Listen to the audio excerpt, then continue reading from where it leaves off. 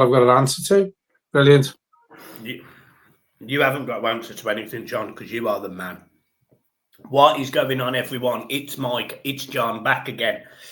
The dream team is back, baby. Obviously, I haven't seen you since the video we did together, me and John, and we had a passionate 10-minute discussion about how much we love you all and how much you love us. And yeah, the comments were very well received. Thank you ever so much for your love. So yeah, I'm not going to go into that anymore. I hate you all. So we've moved on. Okay. John, to be honest, mate, just jumping on a quick video today. There's been a couple of little bits, little rumours flying around, little things I just wanted to get your take on and what it could mean for the club. One of them, and I don't know if this is going to happen, but Qatar Airways have been mentioned as a naming rights opportunity. And if you've seen the background here, you'll see that it's the sky, you know. So, you know, I just thought, you know, why not put that in there? And then if I'm clever enough to do this right there, it's splendid, isn't it? It's splendid. So, John, you should have that above us going backwards and forwards. Yeah, that's it. Yeah, like a timer to the end of the video. Trent Alexander-Arnold waving bye-bye to Liverpool. Brilliant, yeah, Jesus. So what's your thoughts on it? Be massive, mate, if we could pull it off. Be massive for the club, mate. It'd be a statement that, you know, they'd put money in, possibly could be the end of our PSR forever. Listen, I think we do need to go big, whether it's as big as Qatar Airways, only time will tell. Well, listen, we were at the stadium on Sunday for the test event, and I was in awe of it. It felt. I said this the other day, when you get the feeling of something, it felt good to me, you know what I mean? And that stadium deserves a big sponsorship deal. So if we could get something like Qatar Airways or, you know, something along them lines with the sort of money that they would put in, it'd be massive for the club, mate. It'd be a statement, wouldn't it? Yeah, it also is, you know, you've got Newcastle having big involvement with Saudi. You've got the Emirates obviously being sponsored by the Emirates, Arsenal. Qatar Airways. You've got the Etihad. Yeah, you're right. You've got Qatar Airways as the sort of other opportunity in there, haven't you, with Qatar? So yeah, I think it's a big opportunity for Everton. I think the Freaking Group, if they can attract a brand of that sort of colossus, you know, you could see them on the shirt sponsor. You could see them all around the stadium. You could see 25% discount to all Everton fans that decide to go to Qatar. You know, that'd be great, whatever. But it is massive. And as long as it makes sense financially, then, you know, you'd be all over something like that. The other thing that I think is worth mentioning is obviously Bramley Moore is a statement ground.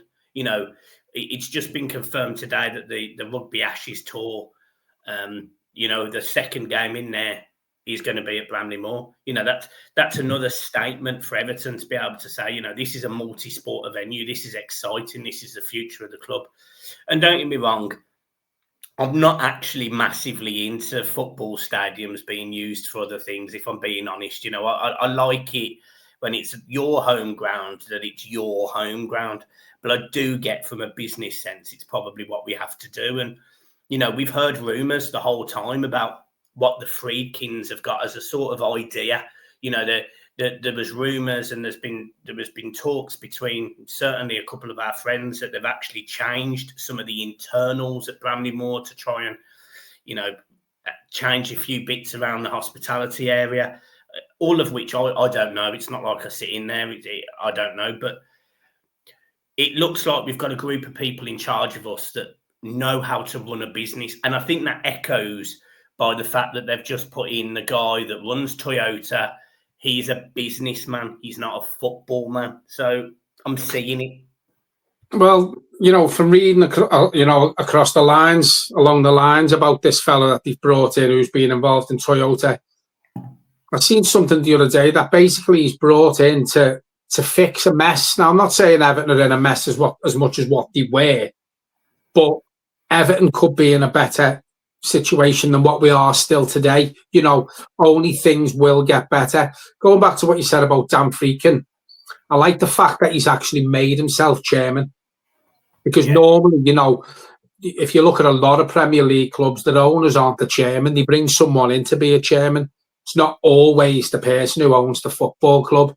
So listen, he's gone in balls deep. He's got the right people around him. He's getting better people around him than what we've seen in the past, running our football club on a day-to-day business.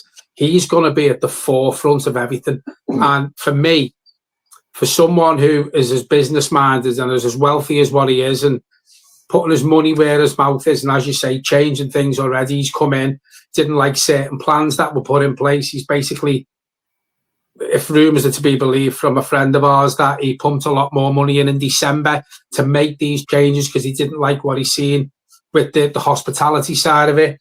He's coming in, mate, and he's doing his best to turn this football club around. And we've heard the rumours about Nelson Dock, and we've heard the rumours about the 10 streets and stuff like that.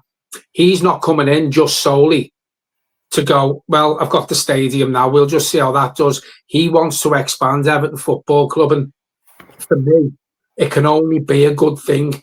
Rumours going around that he wants round the stadium and whatever he's got in the pipeline. He wants Everton to be a 365-day run club with stuff going on all the time. And as you quite rightly pointed out with the rugby before, yeah, it's not ideal to have rugby matches on a football pitch, but it's business. You know, you look at Tottenham, they've done a deal with the American football, that's bringing them a lot of money in. We've got, I think, is it a World Cup game we've got going to be played there? Is it a World, or the Euros, whatever it is? So it is not just going to be, you know, you look at Goodison and it's just a football ground. That's it, it's just a football ground. He's coming in and he wants to do his best to put us on a better financial footing, but also look at other means of how the football club and the stadium can benefit. And whatever he can do to even generate more cash can only be a good thing, mate, because all this goes for your PSR and it allows you to spend more money. I actually think now the PSR, or the really, really bad times we had with PSR, I think them dark days are over. And if they're not completely now, but the ideas that Dan Freakin and his group have got, they're not too far away from being a thing of the past. Yeah, the other thing I think is worth mentioning is I think they're going to be trying to be shrewd in this transfer window. Don't get me wrong, they'll spend money where they need to spend money, but I think they're allowing David Moyes to build a squad that he sees and he rates and he understands. It's not like they've got a director of football in there or anyone like that who is just signing players for Moyes to back. Moyes is going to be given the rope, and you know, we've been linked with certain players already. Kufal from West Ham. Moyes has already made it. I think there was an article yesterday about Doucouré's contract and Calvert-Lewin's contract that they'll be offered a new deal now, but it may well be on reduced terms. Doucouré's fine with it. Calvert-Lewin's not so fine with it, etc., etc. You don't know how much of this to believe, but the one thing I would say is it's all positive. It's all building in the right way, and it's all going on about the summer. You know, this summer for Everton Football Club is huge. We've said it for ages, me and you, John.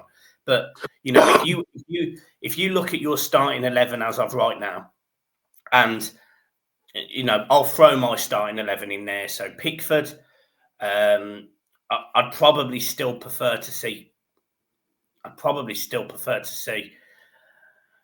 Jake O'Brien over Coleman, but you know, I think Jake O'Brien's done a good job. But you've got Branthwaite, Tarkowski, you've got Mikolenko, who looks like he's picked up quite a bad injury for Ukraine. You've got the midfielders. You know, if I could have my pick, it would have been like Ghana, Mangala, probably Alcaraz. Mangala's obviously not there anymore. And then my wingers would be, you know, who'd you stick up front? The wingers. But my point I'm making is none of us look there and go, oh, what a team. What a fantastic team. Whereas at the end of next summer, I do think we'll be able to say, yeah, I love watching that. Love the fact we've got Endai, who we can build the team around, etc. Well, you look at the team now, and you look at the team at what we've had to put up with the last couple of years. Yeah, we keep mentioning about the points deductions, and we should have finished 12th. Blah blah blah blah. 12th's not good enough for our football club now. With these new owners, a brand new stadium, we need to push on. And the team you've just mentioned there doesn't fill me with excitement. We've seen enough of this team to now know they're not good enough, or quite a few of them aren't good enough to take us to the next level. David Moyes, when he was at Everton in his first stint, had practically the final say on every transfer that come into the football club. Yeah. And it looked like he's going to have that again. I've always said I prefer the manager to have the final say. Sometimes with certain managers, a director of football does work. With certain managers, when it comes to David Moyes, I think David Moyes is a better manager, working practically on his own, with a technical director, if that's to be the case, and having scouts and them spotting players, and then going to him, look, we found this player, have a look at him, blah, blah, blah, blah. And then you start trying to, build a platform if this player is going to be done for good for his way of thinking going forward. Exactly what he done the first time he was in charge of the club. So have no problem with David Moyes practically building the team on his own. I just don't. You mentioned we've been named with Kufal. We've also been mentioned with Souček as well. Two players that David Moyes has worked with. Two players that, in my opinion, walk into Everton's team straight away. So it's positive. But for me, the most positive thing is David Moyes practically having the run of the transfer business.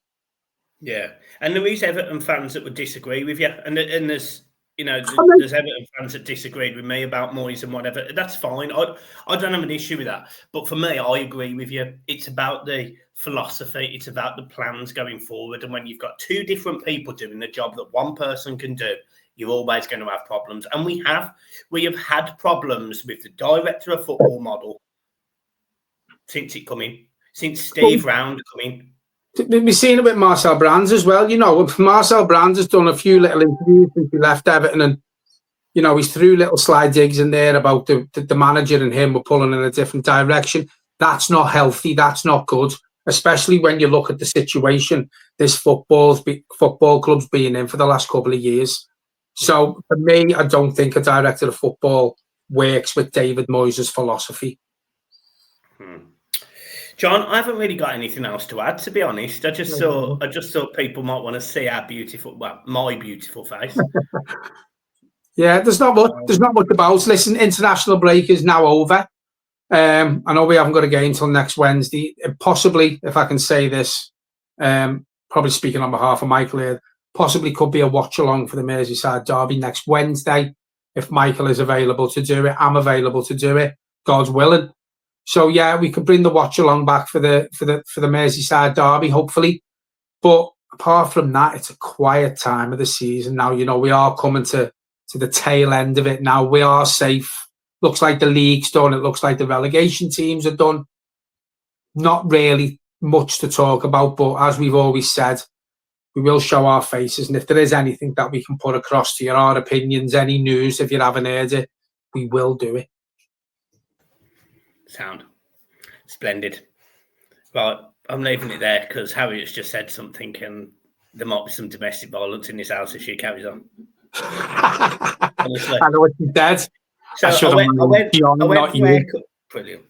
I went for a haircut earlier and she texted me saying, "Babes, will you do me a favour? Will you book me a slot on the sunbed?" So I go, "Yeah, right." It's just literally down the road. So I walk into the sunbed shop and I say, "Can I book a slot for my wife?" Blah, blah, blah, blah, blah. She's just come in and she's gone, "She thought you was my dad." Brilliant. Well, you see. We're the same age, John. Well, obviously, she ages better than you then, doesn't she? Which I've told you that to met you. You're not punching. Simple as that. Brilliant. Right. Piss off. All of you lot, piss off. Enjoy your evenings and thank you for the love. Hit the like and subscribe button and we will see you soon for more Blue Boys Network. Fantastic, sensational, sexual content. Peace. Cheers, everyone.